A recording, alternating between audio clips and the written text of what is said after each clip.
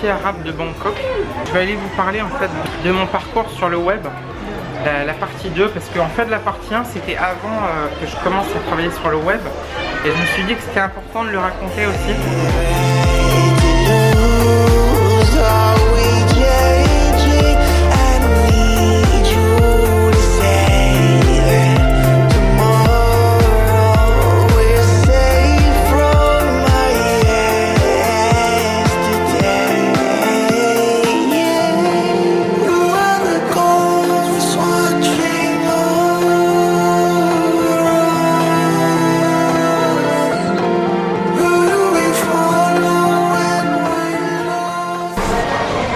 Ici on est au Gulliver, c'est un bar mythique de Bangkok avec une voiture qui tourne au milieu du bar. Je pense que c'est ouvert quand même depuis assez longtemps. La plupart des bars, en fait, on ne peut pas fumer à l'intérieur, c'est-à-dire que dès qu'il y a la climatisation, en général on ne peut pas fumer. Donc je vais sortir, ils ont un petit coin fumeur là-bas et je vais aller vous parler.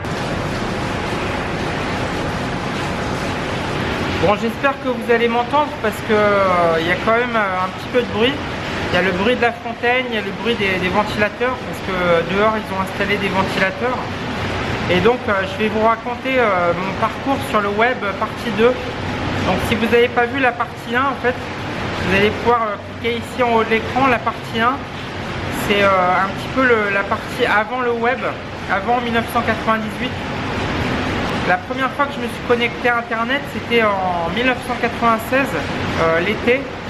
C'était chez mon cousin en Bretagne. Et donc on avait reçu un CD-ROM qu'il y avait dans les magazines d'informatique. Et donc on s'était connecté gratuitement. Il y avait une offre en fait, pour tester. Et je ne sais même plus ce qu'on avait regardé. On avait dû aller, je crois que c'était Club Internet à l'époque. Club Internet, c'était un provider. Donc un provider, c'est un fournisseur d'accès et qui n'existe plus d'ailleurs aujourd'hui. Et donc on avait été voir des sites, on s'était baladé, on avait été sur un moteur de recherche, mais je me souviens même plus trop ce qu'on avait regardé. Et internet, je l'ai eu chez moi à partir de mars 1998. J'avais un vieux modem, c'était terrible, c'était un modem 14400.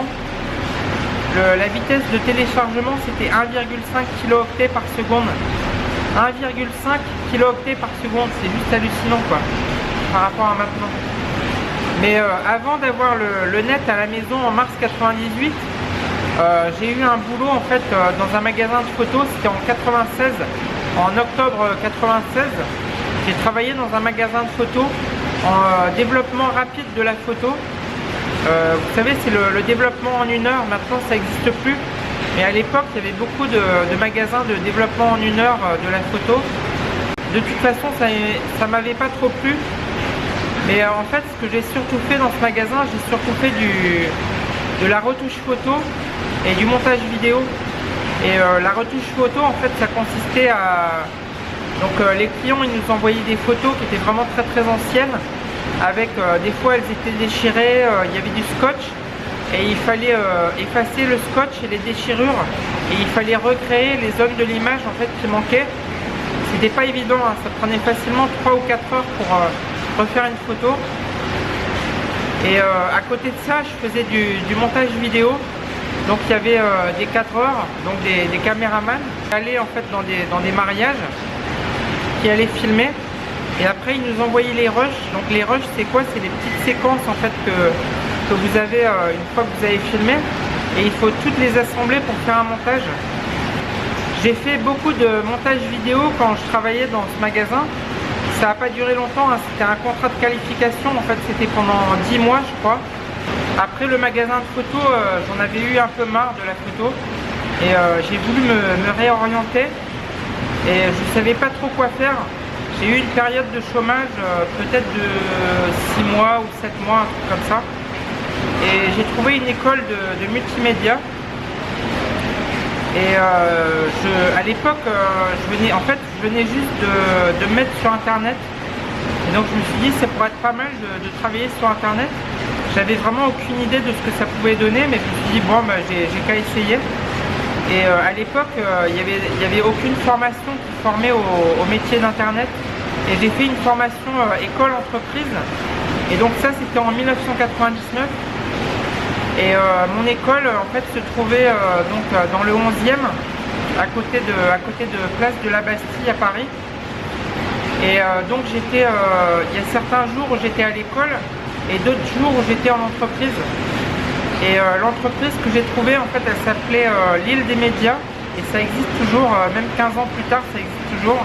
J'ai beaucoup appris en fait dans cette entreprise l'Île des Médias. Il y avait des développeurs, des graphistes, des chefs de projet, il y avait un PDG. J'ai travaillé pendant 6 mois en fait dans cette entreprise et au bout de 6 mois ils m'ont proposé un CDI et j'ai accepté le CDI. Et donc je me suis retrouvé en fait à quitter l'école avant le terme de l'école. Donc j'ai arrêté l'école et je me suis mis à travailler en fait pour la boîte qui m'avait pris au départ. Ce que je faisais du HTML, c'est-à-dire du code pour des pages internet. Et à ce moment-là j'ai commencé à faire de l'ASP. ASP en fait c'est un langage de programmation qui est plus abouti que le HTML et qui permet de dialoguer en fait avec des bases de données, qui permet de faire des choses assez intéressantes au niveau de sites internet. En fait ASP c'est un petit peu l'équivalent de PHP et PHP c'est un peu plus connu mais c'est la même chose en fin de compte. Dans cette boîte à l'Île des Médias, c'était vraiment cool. En fait on arrivait super tard le matin et tout. Officiellement on commençait à 10h. Et souvent on arrivait à 10h30, à 11h, même à 11h30 des fois c'est arrivé, mais quand même on faisait nos heures, c'est-à-dire qu'après si on arrivait avec 1 heure de retard le matin, après on restait 1 heure plus tard le soir, donc on faisait nos heures quand même, hein. On assurait un petit peu quand même. Au bout de 6 mois en fait j'en ai eu marre, je me suis aperçu que c'était plus intéressant de travailler pour soi et donc d'avoir sa propre boîte. Et c'est ce que j'ai fait, en fait j'ai démissionné et c'est hallucinant, hein, le premier CDI que j'avais, pourtant c'était super, hein, c'était génial vraiment dans cette boîte. Et en fait il y avait un truc, c'est que en fait on se permettait d'arriver en retard parce que même si on arrivait en retard, on savait que le lendemain ou 2 ou 3 jours plus tard on pouvait retrouver du boulot. Parce qu'à l'époque c'était un petit peu le Far West internet, il y avait un énorme boom, c'était fin 1999. Et voilà quoi, c'était du délire à l'époque et on savait qu'on pouvait retrouver du boulot dans n'importe quelle boîte le lendemain, dans 2 ou 3 jours on trouvait du boulot, il n'y avait aucun problème. 6 mois après mon CDI dans cette boîte l'Île des Médias, en fait j'ai décidé de monter ma boîte et donc j'ai monté ma boîte qui s'appelait Softax, donc Soft et Axe A-X-E, Softax. Je savais pas trop comment trouver des clients, mais j'ai fait beaucoup de référencement, donc j'ai mis mon site un petit peu partout, dans des annuaires, dans des top lists. À l'époque on avait pas mal, sur des forums j'en parlais, etc. J'ai pas beaucoup trouvé de clients, j'ai quand même trouvé un gros client, c'était Hachette. Et alors Hachette en fait il voulait que je fasse un site internet pour 3 livres d'anglais, pour une collection d'anglais. Donc il m'avait demandé un devis. Et le devis, à l'époque c'était en francs, hein, c'était en fin 2000 je pense, c'était même pas encore en euros. Et je leur avais dit 41 000 francs. Et en fait j'ai pas eu le contrat parce que la personne qui a eu le contrat en fait c'était un gars que je connaissais et il était 2 fois plus cher. Et là j'ai vraiment retenu une leçon, c'est qu'en fait il faut vraiment pas être trop peu cher, parce que ça attire pas la confiance. Et si je l'avais fait 2 fois plus cher ou peut-être 1 fois et demie plus cher, peut-être que j'aurais eu le contrat. Et j'étais pas assez cher en fait par rapport au travail qui était demandé. Et donc j'ai vraiment retenu la leçon par rapport à ça. Avec ma boîte Softax, j'avais un client qui avait un site de sac à main. Et je lui ai fait l'interface pour qu'il puisse vendre ses sacs à main, y compris l'intégration avec la banque, donc toute la partie pour payer. Et ça m'a rapporté quand même un petit peu d'argent. Et après ça, j'ai eu du mal à trouver des clients. Ma boîte, au bout d'un moment, elle marchait plus trop parce que, je vais vous expliquer ce qui s'est passé.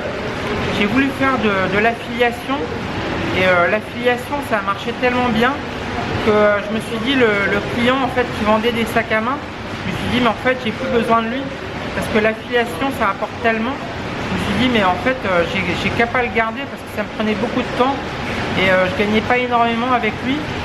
Et c'est ce que j'ai fait en fait, je me suis vraiment concentré à fond sur l'affiliation et ça m'a rapporté beaucoup d'argent. Et ça c'était aux alentours de 2002-2003. Avec l'affiliation j'ai bien vécu pendant 2 ou 3 ans. Et en 2005 j'ai décidé de reprendre un travail salarié. J'étais pas obligé en fait, je gagnais suffisamment, j'étais à peu près à 1500-1700 euros par mois. Mais je me suis dit en fait tant qu'à faire, parce que l'affiliation ça me prenait très peu de temps. On va dire peut-être 1 heure ou 2 par jour. Et je me suis dit mais en fait comme j'ai plein de temps libre, ça serait bien que je travaille en plus. Et donc je me suis pris un boulot et j'ai travaillé dans une grosse boîte qui faisait moi je faisais du développement pour téléphone mobile. Et donc j'ai fait ça pendant à peu près 1 an. Mes sites avec l'affiliation et le boulot que je faisais, je gagnais à peu près entre 2005 et 3000 euros par mois. Il y a même eu des mois où j'étais à 3500 euros par mois. Donc voilà, ça marchait bien. Après, il y a une personne que je connaissais qui m'a proposé un boulot. En fait, lui, il montait une boîte en fait de courtier en immobilier. Et donc le courtage en immobilier, en fait, ça consiste à trouver des clients qui cherchent, qui veulent acheter des biens immobiliers. Et lui, en fait, il cherchait des banques qui leur proposent le meilleur taux. Et donc, j'ai fait ça pendant à peu près 6 mois. Et donc, j'ai fait toute la partie internet, en fait, toute la partie de... J'ai fait tout son site internet à moi tout seul. Et au bout de 5 ou 6 mois, j'en ai eu un petit peu marre. Et c'était intéressant parce que j'ai vu quand même un petit peu l'envers du décor par rapport à l'immobilier. Et au bout d'un moment, j'apprenais plus rien. J'ai vu beaucoup de clients avec des gros dossiers, mais c'était pas vraiment intéressant en fait. Et à peu près, donc j'ai laissé tomber. Et quelques mois plus tard, j'ai trouvé un nouveau business et j'ai décidé de travailler sur Second Life. Et Second Life, ça a été un boulot vraiment génial. J'ai vraiment adoré cette période. En fait, pour vous expliquer ce que c'est Second Life, si vous n'avez pas connu ça, c'est une plateforme en 3D, c'est un monde virtuel en fin de compte. C'est pas un jeu parce qu'il n'y a pas de but à atteindre, il n'y a pas d'objectif à atteindre. C'est un monde virtuel dans lequel il y a vraiment beaucoup de choses. Il y a des boîtes de nuit, il y a des magasins, il y a des montagnes, on peut se balader, il y a des trains. Et moi en fait ce que j'ai fait c'est que j'ai monté un centre commercial dans Second Life. Et au début c'était tout petit. J'avais, si je me souviens bien, j'avais 4000 m², donc c'était un petit centre commercial. Et je vendais en fait des skins, c'est-à-dire des apparences en fait pour les avatars. Les avatars en fait c'est des personnages en 3D. Ça se vendait plutôt pas mal au début. Et j'ai essayé de faire un business en fait avec des tables et des chaises. Parce qu'en fait, faut comprendre que dans Second Life, les gens avaient des maisons. Et donc pour leur maison, ils avaient besoin des chaises, de tables, du mobilier en fait pour leur intérieur. Et je me suis dit mais j'ai qu'à essayer ça. Et en fait ça n'a pas trop marché. Et ce que j'ai fait après, c'est que je me suis dit mais plutôt que de me prendre la tête à créer des produits, j'ai qu'à en fait ouvrir un centre commercial beaucoup plus gros et à travailler avec des créateurs, avec des produits qui fonctionnent déjà. Et donc j'ai ouvert un gros centre commercial qui faisait 32 000 m² sur 2 étages, donc ça faisait encore plus que 32 000 m². Et donc ce que j'ai fait c'est que j'ai invité des créateurs avec des bons produits. Je les ai invités dans mon centre commercial, moyennant en fait un pourcentage sur les ventes. Donc c'est un petit peu le principe de l'affiliation. Et ce que je faisais c'est que pour les attirer, en fait je faisais énormément de publicité pour mon centre commercial. Et donc au lieu d'avoir une seule grosse publicité pour mon centre commercial, j'avais environ une vingtaine de publicités qui me coûtaient pas très cher et qui ramenaient beaucoup de monde dans mon centre commercial. Et c'est vraiment ça qui m'a rapporté beaucoup d'argent. Et donc j'avais énormément de boutiques dans mon centre commercial. je me rappelle plus combien, c'était peut-être 40, 45, 50. Et j'avais vraiment beaucoup de boutiques. Et les créateurs, ils étaient vraiment ravis de travailler avec moi parce que j'avais beaucoup de visiteurs, forcément, puisque je faisais beaucoup de pubs. Et du coup, ils vendaient bien leurs produits. Et moi, je prenais un pourcentage sur les ventes qui était entre 20% et 40%. Alors 40% pour les produits les moins chers et 20% pour les produits les plus chers. Et j'ai vraiment gagné énormément d'argent avec ça. Mais ce qui m'a vraiment rapporté le plus d'argent, c'est en fait je travaillais avec une graphiste qui faisait des skins, c'est-à-dire des apparences en fait pour les avatars, c'est-à-dire le visage, tout le corps qui était fait sur Photoshop et qui pouvait s'acheter. Ça m'a vraiment rapporté beaucoup d'argent. J'ai investi environ 8000 €, alors à peu près sur 2 ou 3 ans. Et ça m'a vraiment rapporté énormément d'argent. Et j'ai fait le calcul. Ça m'a rapporté 7 fois mon investissement initial. C'est-à-dire que j'ai investi à peu près 8000 €. Ça m'a rapporté 7 fois l'investissement initial, c'est-à-dire 56 000 €. Et alors évidemment, c'était pas sur un an, hein, ça a été sur 2 ou 3 ans. Et ça a vraiment bien marché. Et donc ça a marché pendant quelques années. Et après ça a décliné. Parce que en fait quand j'ai commencé Second Life, c'était en 2007. Et à l'époque il y avait 14 millions d'utilisateurs. Quand j'ai commencé, quand mon centre commercial, les chiffres ils ont commencé à décliner, il y avait à peu près 5 millions d'utilisateurs qui restaient dans Second Life. Plus ça allait, plus ça déclinait.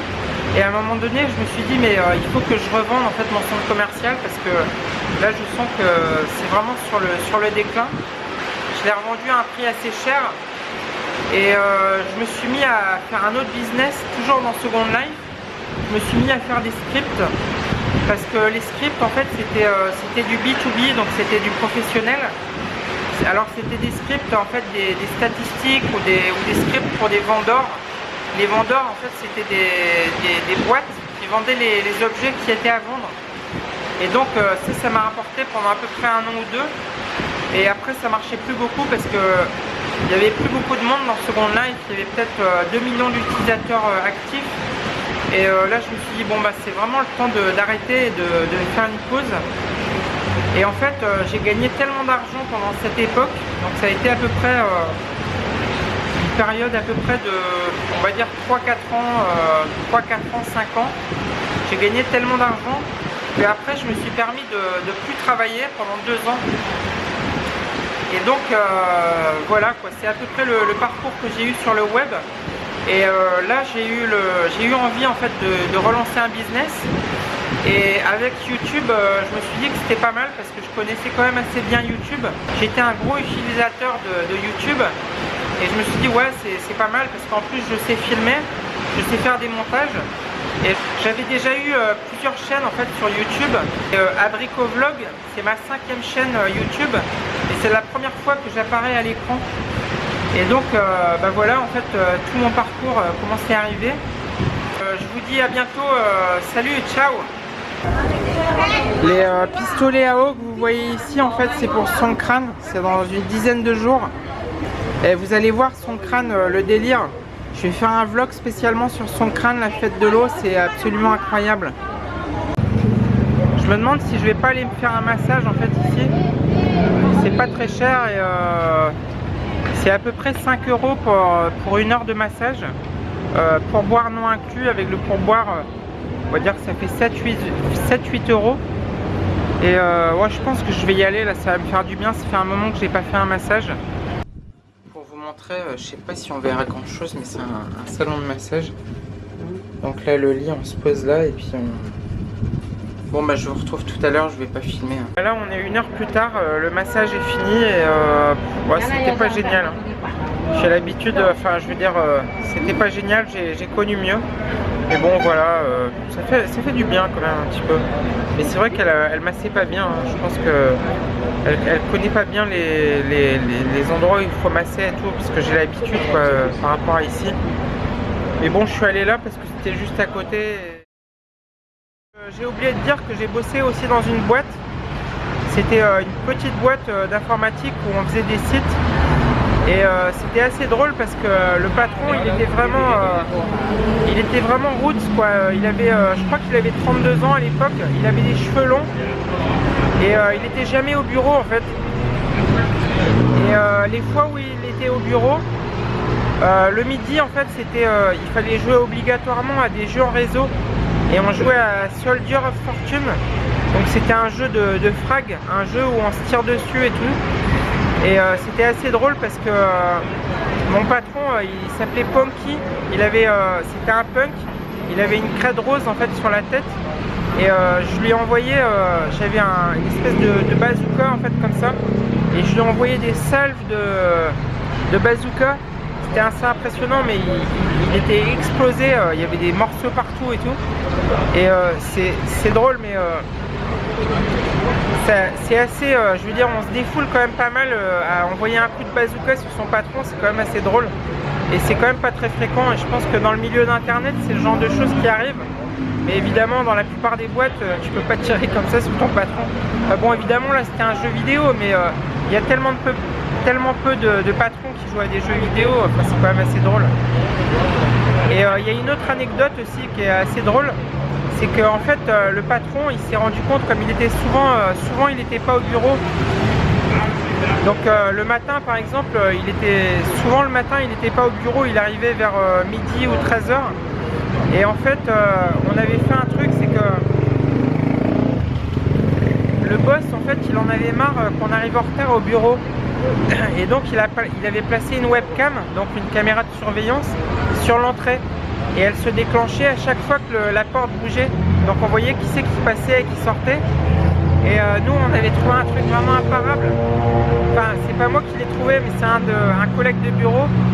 Et lui il arrivait grave en retard. Moi j'étais assez souvent en retard. Mais lui il était tout le temps en retard, mais d'une heure, 1h30 quoi, c'était hallucinant. Et en fait il a trifouillé l'ordi, enfin le serveur qui hébergeait les images de la webcam. Et il s'est dit mais en fait il suffit de supprimer les images où on arrive. Et donc il a fait ça quoi, il a regardé les images où il arrivait, il a supprimé. Et le boss il en a jamais rien su, il est arrivé avec 1h30 de retard. Et le boss après il regardait le soir, il regardait les images de la caméra mais il voyait rien. Parce que les images où il arrivait elles avaient été effacées. Et donc c'est vraiment trop drôle quoi. Mais bon c'était une autre époque, hein, je vous dis ça. C'est vraiment une époque du grand n'importe quoi. Sawadee Kap, Pampai, Sukhumvit, soy Hasip Sam Kap. Kap.